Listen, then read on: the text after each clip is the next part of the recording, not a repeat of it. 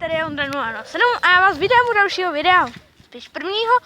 Takže teď Lubík nám ukáže tady, jak si z kola udělat motorku, akorát, že to bude dělat jenom ten zvuk. Ale jak je to normální kolo a bude to dělat zvuk.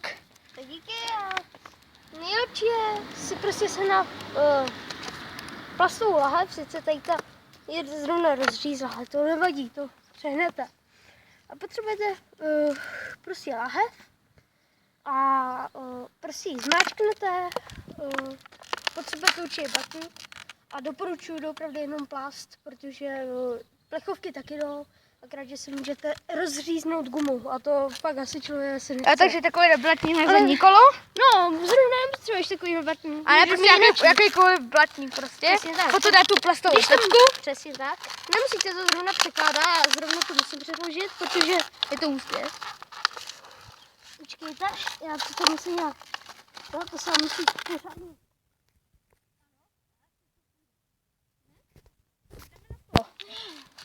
A koukej na. Jízda. Stovací jízda. Nesmíte couvat, jo, jinak vám to vypadne.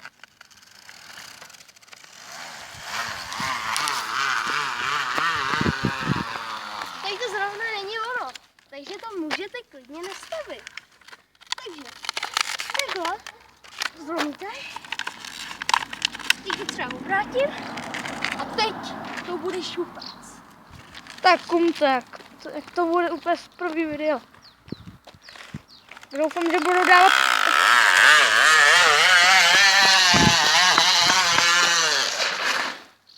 No, tak dobrý, ne? Stačí. Tak já vidím. Počkejte. Vám ještě ukážu.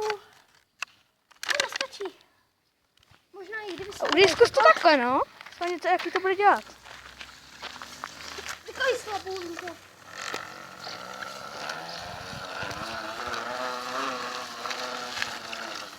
To je spíš jak babeta, nebo co?